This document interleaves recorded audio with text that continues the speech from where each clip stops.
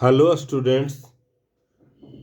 इस ट्रिगोमेट्री के क्लास में हम लोग ट्रिगोमेट्रिकल इक्वेशन का सॉल्यूशन के बारे में डिस्कशन कर रहे हैं।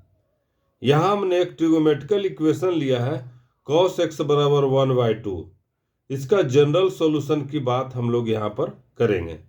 cos x बराबर 1/2 x का क्या जनरल वैल्यू होगा, x का क्या जनरल वैल्यू होगा, उसके बारे में हम लोग डिस्कस करेंगे। तो हम लोग जानते हैं कि सबसे पहले जनरल वैल्यू निकालने के लिए हम लोग प्रिंसिपल वैल्यू को निकालते हैं। अब प्रिंसिपल वैल्यू जो है वो जीरो से, प्रिंसिपल वैल्यू जो है वो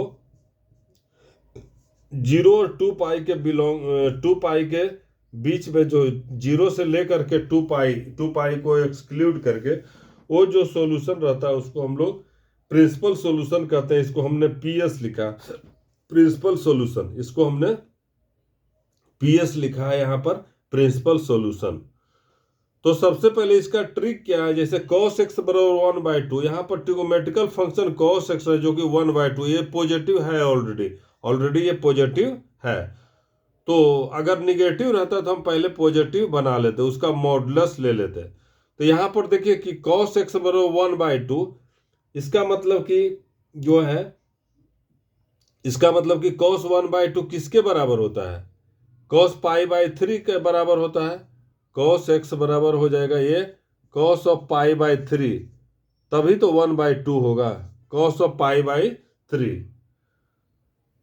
तो मेरा जैसे कि यहाँ पर जो प्रिंसिपल वैल्यू के बारे में हम पहले बात कर रहे हैं, तो ASTC रूल के बारे में देखते हैं कि किसमें ये पॉजिटिव वैल्यू लेना है। ASTC देखिए, पॉजिटिव वैल्यू लेना है तो फर्स्ट क्वाड्रेंट में cos पॉजिटिव है और फोर्थ क्वाड्रेंट में cos पॉजिटिव है।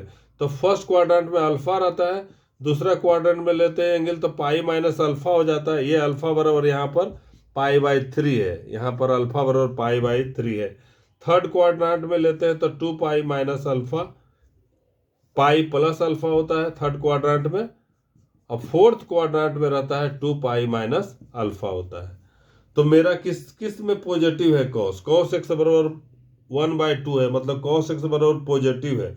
तो हम जानते हैं कि जैसे ये साइन और कोसेक पॉजिटिव होता है, tan और cot पॉजिटिव होता है, इसमें दोनों निगेटिव है। सिर्फ फर्स्ट और फोर्थ क्वाड्रेंट में जो है मेरा cos x का वैल्यू पॉजिटिव है।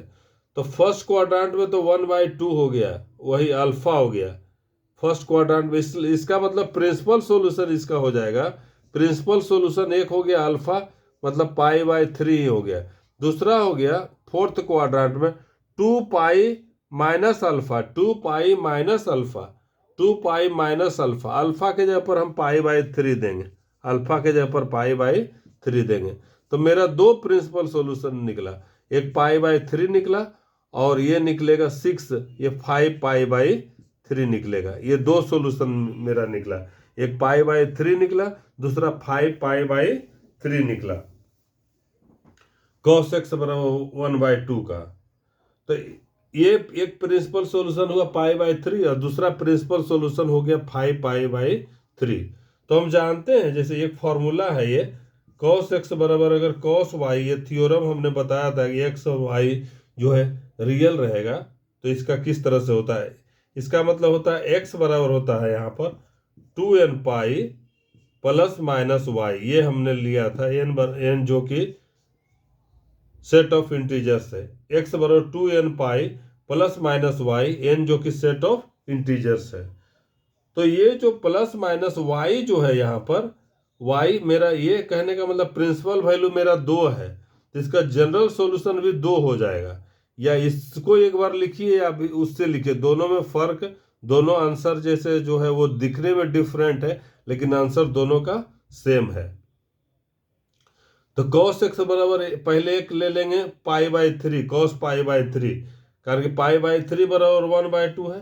जैसे cos x बराबर ले लेंगे एक cos ऑफ π/3, मतलब ये 1/2 के बराबर हो गया। cos x बराबर 1/2 का सॉल्यूशन निकालना है। दूसरा हो जाएगा, या इसको लेंगे cos x बराबर हो जाएगा cos ऑफ 5π/3, कारण कि दोनों 1/2 के बराबर, दोनों 1/2 के बराबर है। ये cos पाई बाई 3 बराबर भी 1/2 है और cos 5 पाई बाई 3 बराबर भी 1/2 है। अब इसका मतलब कि x का जो जनरल सॉल्यूशन हो जाएगा वो 2n pi plus minus pi by 3 हो जाएगा। इसमें जो n जो है वो सेट ऑफ इंटीजर्स रहेगा और इसमें हो जाएगा, इसके अनुसार आंसर हो जाएगा 2n पाई प्लस माइनस ये 5 पाई बाई 3, जो कि n है सेट ऑफ इंटीजर्स हो जाएगा। n जो है कि सेट ऑफ इंटीजर्स हो जाएगा। तो हमने cos x का दो जनरल फॉर्म में हमने ये देखा। अब n का वैल्यू बढ़ते जाइए, n जो है वो सेट ऑफ इंटीजर्स है, मतलब n का जो भी वैल्यू देंगे वो x का जनरल वैल्यू निकलते जाएगा। n का जो भी वैल्यू देंगे x का मतलब जनरल वैल्यू, जैसे 0 देंगे तो यहाँ प्लस पाई बाई 3 निकलेगा, फिर माइनस पाई बाई 3 निकलेगा, 1 देंगे तो 2 पाई हो जाएगा प्लस माइनस पाई बाई 3। इस तरह से ये दोनों डिफरेंट लग रहा है दिखने में, ये दोनों डिफरेंट लग रहा है दिखने में दोनों आंसर, लेकिन ये दोनों ये करेक्ट है, दोनों जो है वो इसका सॉल्यूशन करेक्ट है। Thank you for watching.